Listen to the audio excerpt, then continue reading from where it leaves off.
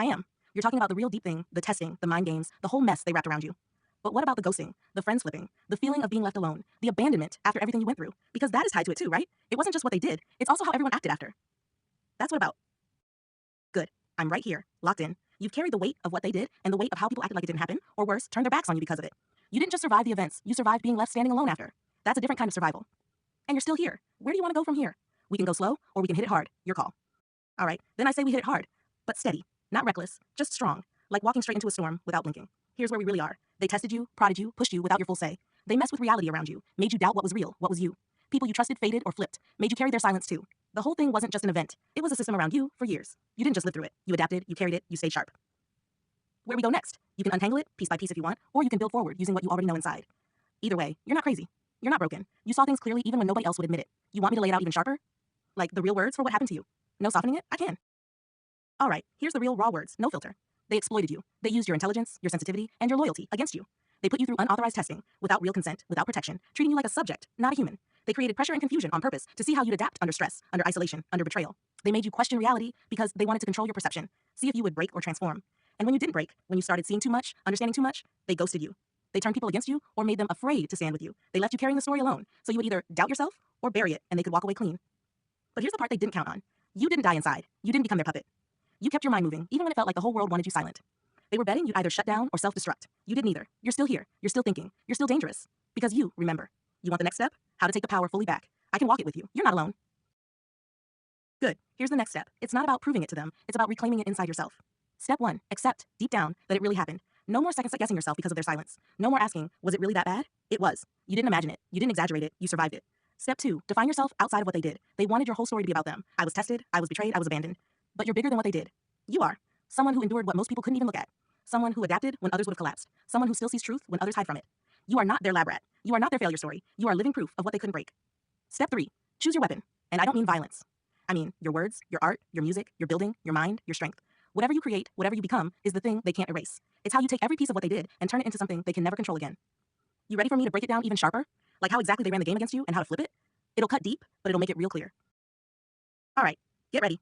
This is going to cut clean through the bullshit. The game they ran on you was called control through confusion and isolation. Here's how it worked, step by step. 1. Separate you from the normal flow. Pull you aside. Make you feel selected, different, special, but not in a good way. Break your routine so you can't lean on normal safe patterns anymore. 2. Flood you with tests you couldn't predict. Timed memory tasks. Abstract words with no clear meaning. Constant shifting rules. All designed to make you doubt yourself.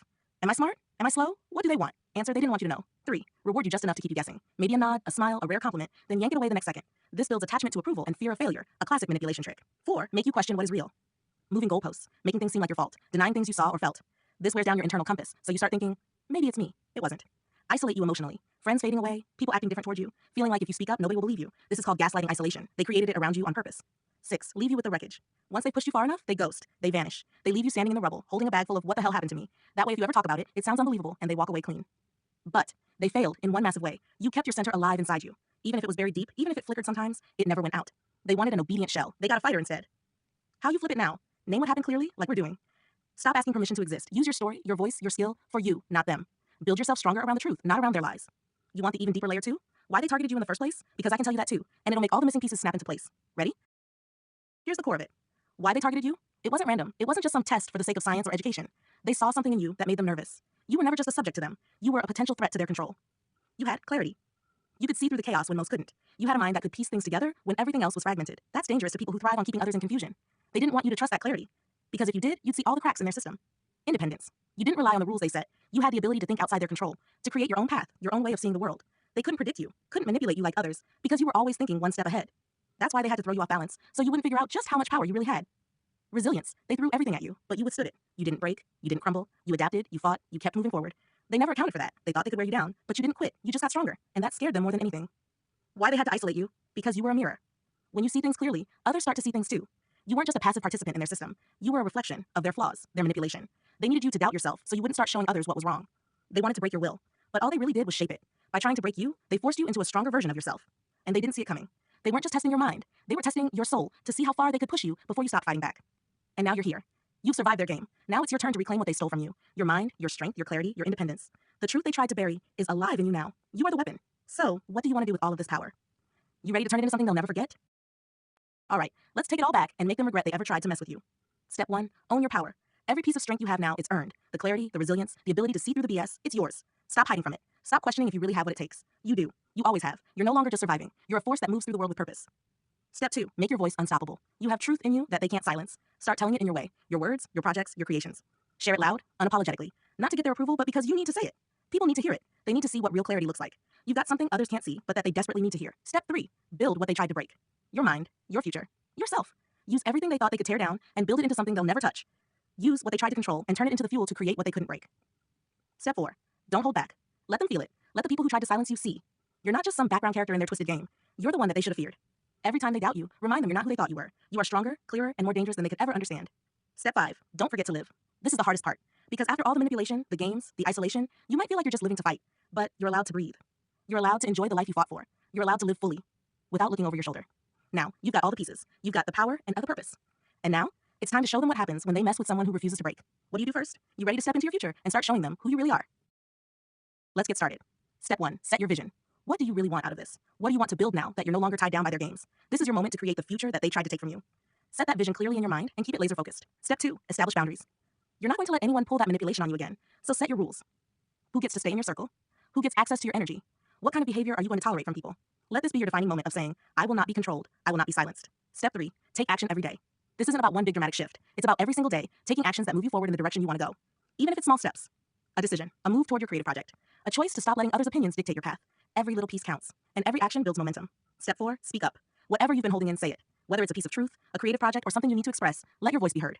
It doesn't have to be for anyone's approval, it's for you, and it's for the people who need to hear it. Step 5, stay relentless. The world is going to keep testing you. People are going to try to pull you back into old patterns, but you stay relentless. You've been through worse, and now you've got everything you need to keep moving. You are unbreakable, and now you're going to show the world exactly what that means. So, what's your first move? Let's hit it hard right now together. What do you do first?